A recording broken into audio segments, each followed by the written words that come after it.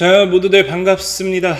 강태공입니다. 자, 오늘은 유스케일 파워와 오라클에 대해서 한번 이야기를 해보려고 해요. 제가 이게 뭐 폭락에 대한 가능성을 좀 이야기하는 거지, 이게 뭐 전망이 엄청 안 좋다, 쓰레기다라는 아니니까 오해는 하지 마세요. 그래서 제가 밑에도 얘기했지만 오히려 빠지거든 매수해야 된다라고 이야기를 할 만큼 미래 전망이라든지 상승 탄력 이런 것들은 굉장히 기대되는 추세입니다. 그렇기 때문에 혹시나 제가 뭐 유스케일 파워 쓰레기다, 오라클 쓰레기다 뭐 이런 방송은 아니니까 착각하지 마시고 오해하지 마시고 방송을 좀 들어주셨으면 좋겠습니다. 뭐 예전에도 양자 컴퓨터 알죠? 제가 아이온큐 대폭락 오고 분명히 빠지면 이 가격에 살아있는데 $50 찍자마자 무너지고 매수하셨던 분들은 뭐 2배, 뭐 양자 컴퓨터 관련된 종목들 뭐 3배, 4배도 올라갔기 때문에 저는 오히려 저가 매수기에만 좀 잡아 드리는 것 뿐이다 말씀드리면서 오늘 방송 좀 시작해 보도록 하겠습니다. 자, 일단 뉴욕 증시를 좀 보고 가도록 할게요. 뉴욕 증시 같은 경우가 시장 자체가 굉장히 지지부진한 흐름이었습니다. 최근 이제 2% 급등이 나왔던 것 대비해서 낙폭을 키우는 모습이 확인이 되고 있고요. 뭐 전체적인 섹터를 봤을 때는 하락을 주도한 섹터는 없었다. 그냥 시장 자체가 낙폭을 그냥 키웠다, 같이 키웠다라고 보시면 좀 좋을 것 같아요.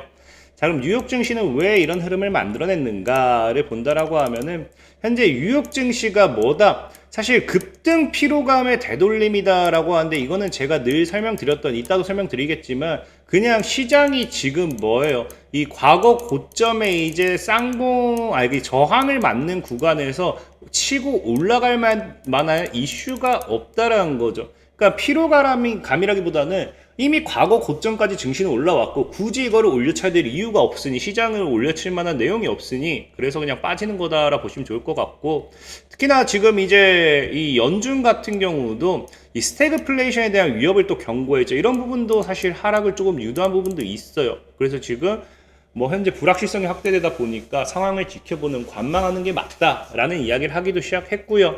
특히나 뭐 이 스태그플레이션 위협과 함께 엔비디아의 실적 발표를 앞두다 보니까 리스크가 컸죠. 전에도 얘기했지만 1분기에 실적이 다 관세 리스크 때문에 잘 나오고 2분기부터는 사실상 실적이 하향할 거다, 뭐 이런 것들이 시장에서 받아들이는 분위기였다라고 말씀을 드렸는데, 다만 다행인 거는 엔비디아가 장 마감 후에 실적을 발표했는데 뭐 했다? 깜짝 실적 발표가 나왔어요.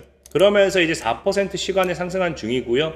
특히나 지금 보다시피 데이터 센터 매출이 73%가 증가하면서 AI 칩에 대한 수요가 탄탄함을 보여주게 됩니다. 그래서 오히려 시장에 또 긍정적인 부분은 있어요. 물론 엔비디아의 1분기 실적 발표가 뉴욕 증시 전체를 끌어올리는 데는 한계가 분명히 존재합니다. 다만 여기도 나와 있다시피 데이터 센터 매출 73% 증가와 함께 AI 칩에 대한 수요가 탄탄함을 보여줬기 때문에 이 AI에 따른 반도체 섹터들에 대한 이 투자, 이런 성장 모멘텀, 이런 것들은 지속될 수밖에 없다라는 거겠죠.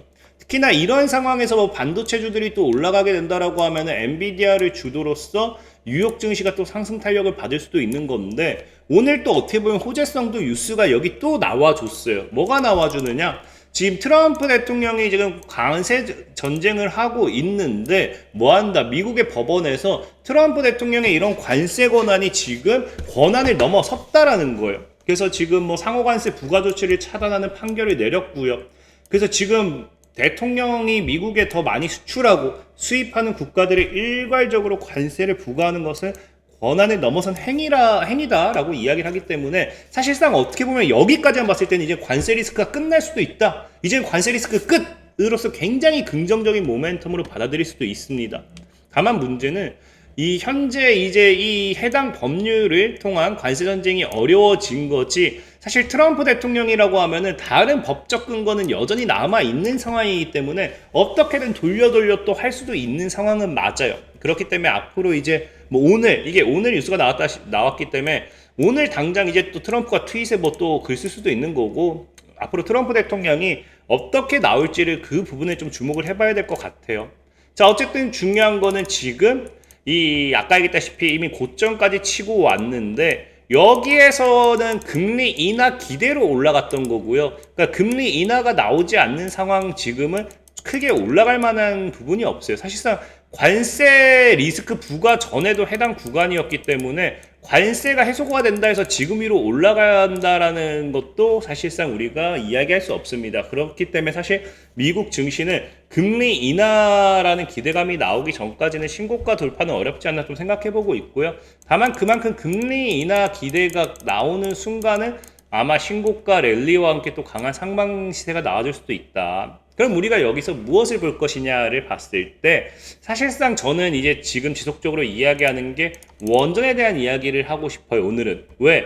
최근에 사실 뭐 양자 컴퓨터라든지 트럼프 대통령이 미는 다른 정책들을 좀 많이 이야기를 했습니다. 원전 같은 경우는 그렇게 크게 얘기를 하지 않았고 최근에 또 궁금해하신 분들도 있는 것 같아서 또 얘기를 하는데 어쨌든 지금 시장 자체가 분위기가 원전 르네상스로 흘러가고 있잖아요. 그래서 원전 관련되어 있는 부분에 있어서 미국이 이제 엄청난 투자를 하겠다, 본격 시동을 건다라고 하면서 기대감이 생기는 건데 이게 사실 기대감이 커질 수밖에 없는 게 이거는 이제 시작이라는 거예요. 보다시피 2050년까지 원전 발전 용량을 내외로 늘린다라고 한 부분도 이제 시작이기도 하고요. 과거 트럼프 대통령이 뭐라 했습니까? 700조 원 이상의 자금을 투입해서 인공지능 인프라를 구축한다라고 했잖아요. 이 인공지능 인프라, AI 인프라의 대표적인 게 뭐예요? 데이터 센터죠. 이 데이터 센터의 전력 부족 현상을 해결하는 것도 뭐다? 원전이죠. 그래서 결국에 이 AI 인프라 관련되어 있는 대표적인 수혜주 역시도 원전입니다. 그래서 아까 얘기했다시피 엔비디아 같은 경우도 지금 실질적인 데이터 센터 부분 매출이 73%가 증가한 거기 때문에 현재 데이터 센터에 대한 수요는 굉장히 꾸준하게 증가하고 있는 추세라는 거예요. 그렇기 때문에 원전은 지금 더 지으면 더 지었지 절대적으로 덜 지을 수는 없는 상황이기 때문에 장기적으로 봐도 원전은 더 갈 수밖에 없는 추세다 라고 좀 말씀을 드리고 싶은 거고, 특히나 이제 트럼프 대통령의 또 정책 중 하나가 양자 컴퓨터가 있어요. 그래서 제가 전에도 했지만 양자 컴퓨터를 위해서도 지금 원전이 필수다라고 제가 계속해서 얘기했는데 그 이유가 뭐냐고 하면은 사실상 많은 분들이 오해하는 게 양자 컴퓨터가 전력 소모가 굉장히 적다라고 생각을 하고 있어요. 사실입니다. 팩트만 놓고 얘기하면은 양자 컴퓨터를 통한 전력 소모는 굉장히 적어요. 그래서 슈퍼컴퓨터보다도 실질적으로 우위를 나타내는 1000큐비트 양자 컴퓨터의 경우에는요, 전력 소모량이 굉장히 적다. 0.3에서 슈퍼컴의 1.3%에 불과한다는 건 전력 소모가 정말 말도 안 되는 수준이란 거겠죠. 굉장히 거의 없다라고 봐야 되는 건데, 문제는 뭐냐? 지금 우리가 만들고 있는 양자 컴퓨터들은 다 저존, 극존 환경에서 구동할 수 있는 환경이 필수적으로 따라와야 돼요. 그럼 문제는 이 극존 환경을 유지하기 위해서 냉각 장비라든지 희석 냉동기라든지 이런 것들, 그러니까 양자 컴퓨터를 구동하기 위한 장비들이 다 뭐다? 고전력이라는 거예요. 특히나 이게 뭐다? 24시간 구동이 되어야 되는 부분이기 때문에 양자 컴퓨터 자체는 전력 소모가 적을 수 있지만 이거를 구동하기 위한 이 다른 이 장비들을 같이 갖췄을 때는 슈퍼컴퓨터보다 훨씬 더 많은 전력을 소비해야 된다는 거겠죠. 그럼 사실상 이 양자 컴퓨터의 발전은 데이터 센터보다 더 많은 그 전력을 필요로 하게 되는 계기가 됩니다. 그렇기 때문에 원전이 더 지금도 주목받는 부분이고, 현재 시장에서 대장주로 주목받는 거는 뭐다? 원전 대장주 사실상 유스케일 파워와 오클로입니다. 오클로. 근데 중요한 건 제가 이제 이 유스케일 파워와 오클로를 지금 여러분들에게 사라라고 이야기하기가 어려운 게 뭐냐고 하면은 앞으로도 꾸준히 갈 거는 알고 있어요. 분명하게. 근데 문제는 뭐냐? 자, 보다시피 유스케일 파워도 그렇고 오클로도 그렇고 SMR 관련되어 있는 기업이에요.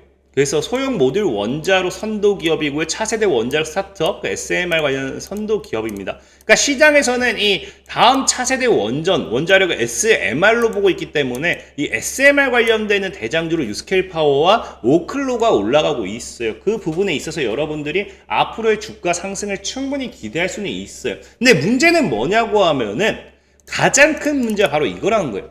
유스케일 파워와 오클로의 가장 큰 문제는 SMR이란 겁니다. 이건 무슨 말이냐? 상업적으로 가동 중인 원자로가 없다라는 겁니다. 원전 자체가 아예 그냥 없고 지금은 뭐다? SMR 관련되는 기술 개발에만 집중을 하고 있다라는 거예요. 그래서 유스케일 파워 같은 경우도 2029년까지 상용화 시킨 게 목표고요. 오클로 같은 경우는 2027년까지 상업운전을 계획하면서 28년 이후 이렇게 상업화시킨 게 목표라는 거예요. 그러니까 지금 실질적으로 트럼프 대통령이 얘기한 게 SMR에 대한 투자를 하겠다가 아니에요. 원전에 대한 투자를 하겠다는 거지 SMR에 대한 투자를 하겠다는 게 아니고, SMR이라는 건 지금 말 그대로 유스케일 파워 오클로 같은 경우는 상용화된 게 아니기 때문에 언제든지 바뀔 수 있다는 거예요. 상용화에 대한 기대감으로 올라가고 있는데, 문제는 뭐다? 과거 유스케일 파워의 차트를 보면 우리가 알 수 있죠. 과거 이 당시에 주가가 쭉 급락할 때 유스케일 파워의 1호 프로젝트가 무산되죠. 그러면서 주가는 80%나 대폭락하는 사태를 겪어요. 그러니까 SMR을 지금 애초에 제가 얘기했던 게 뭐예요? 트럼프가 원전 르네상스라고 했지 SMR 르네상스라고 한 적은 없어요.